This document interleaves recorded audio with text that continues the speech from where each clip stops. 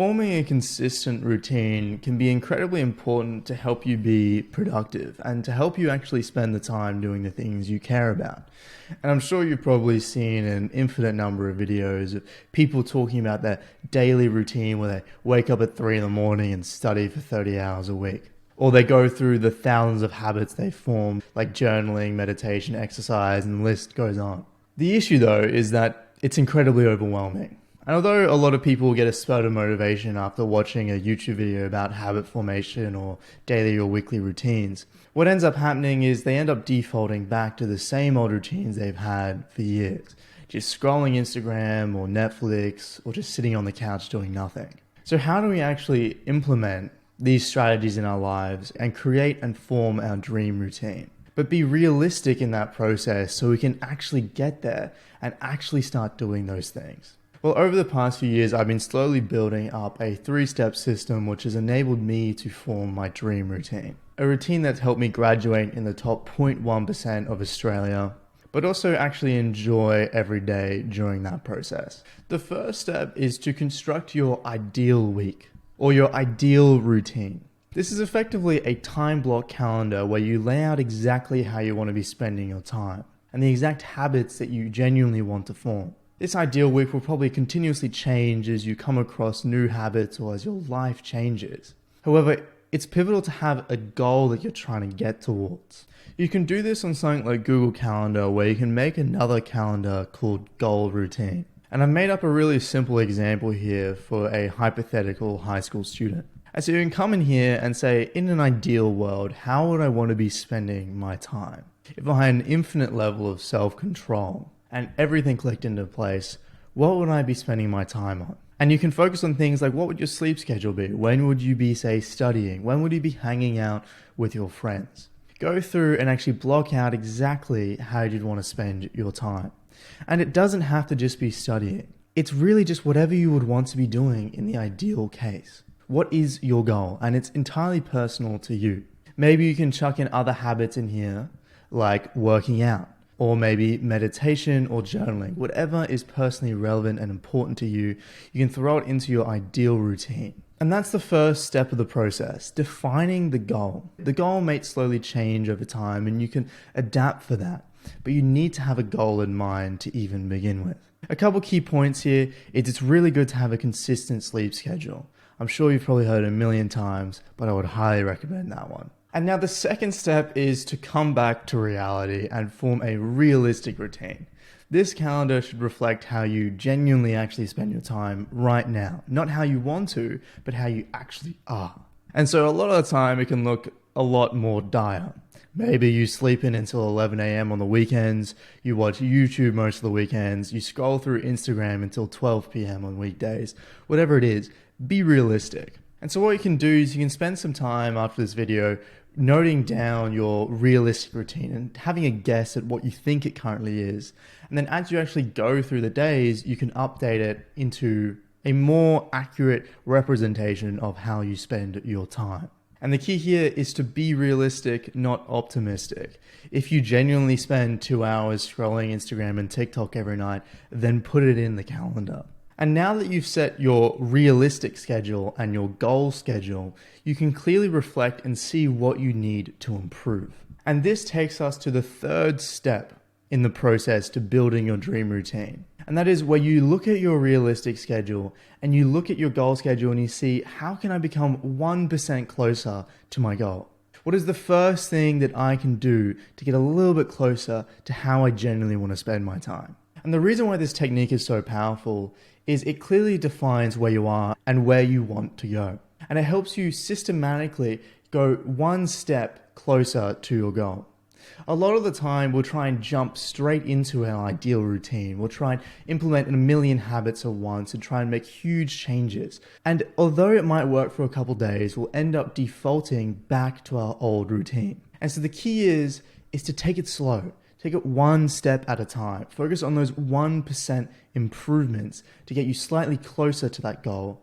Because as long as you slowly get better, eventually you'll actually get there. And it's a lot better to slowly progress than to try and jump straight to your goal and then completely fail and end up exactly where you were before. And so to do this, the first thing you need to do is set a time in your schedule where you're going to reflect on how you genuinely spent your time this week and refine that realistic calendar.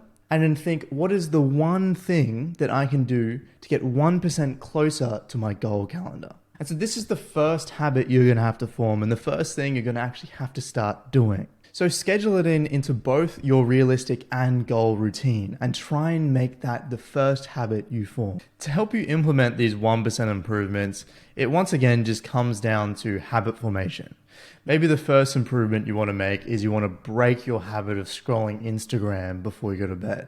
Well, then you need to go through and optimize this habit formation loop. So this comes from Atomic Habits, written by James Clear, and it talks about how there's 4 stages to a habit: cue, craving, response, and reward. So if we take the example of, say, checking your messages when you get a text, the first thing is you get a cue. Your brain is triggered to see an opportunity for a reward. So in this example, the cue would be you hearing a notification.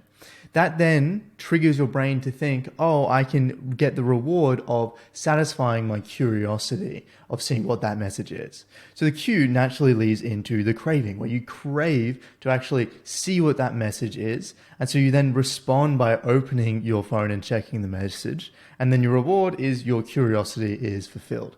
And so there's a 4-step cycle in every habit. And so when we're trying to form or break a habit, we can look at each of these 4 steps and optimize it. And so when you're actually trying to make these 1% improvements, you can identify the habits you want to try and break or you want to try and form. And then you can look at these 4 steps and try and optimize that for the week to come to actually help you implement that 1% improvement. So when it comes to the cue, if you want to break that habit, you need to make it invisible.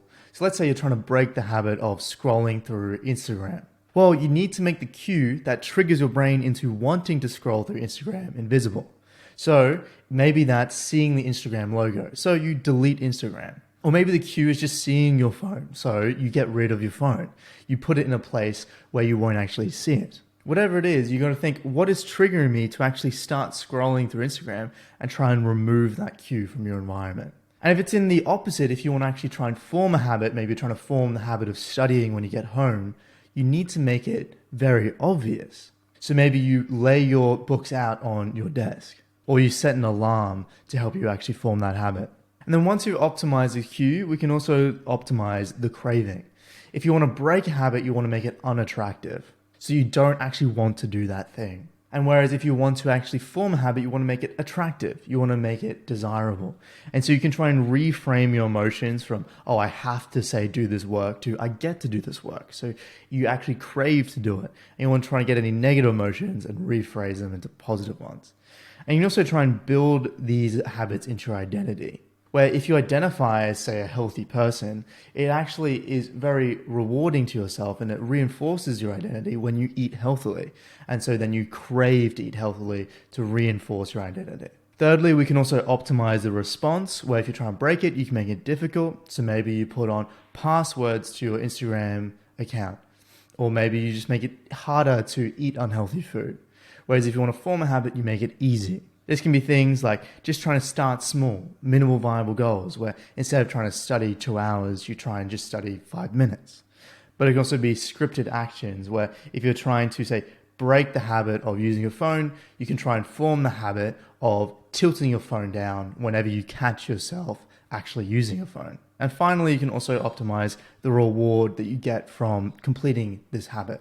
So if you want to break it, you can make it unsatisfying. If you catch yourself scrolling Instagram, maybe you enforce a punishment. So maybe you get your parents or a friend to punish you in some way. Maybe you have to give them $5 or you have to run sprints up and down a hill. Whereas if you're forming a habit you want to do, you want to make it satisfying. Maybe you add a desired habit on top of that, where if you do X, then you get Y. If you study, you get to have bubble tea. Or when you study, you get to listen to music. You make it a lot more satisfying to do. And you can also track your habits to keep it inherently motivating. And so these are the 4 ways you can actually optimize those habits and help facilitate the formation of those 1% gains. If you want me to go more in depth into these 4 steps to further help you actually make those 1% improvements, let me know and I will record another video going a lot more in depth into these topics. But for now, I'll leave it at that. So in summary, what you need to do to actually build your dream routine is number one, create a goal calendar, your goal routine, including all of the habits you want to form. Then number two, form a realistic calendar, how you actually currently spend your time. And then number three, get a block every week where you look at your calendar, your realistic calendar, and you think, what is the 1% improvement I can do to get one step closer to my goal ideal schedule? And to do that, you can implement the learnings from habit formation, where you can optimize the cue, craving, response, and reward. If you want more content like this, feel free to subscribe. But apart from that, have a great day.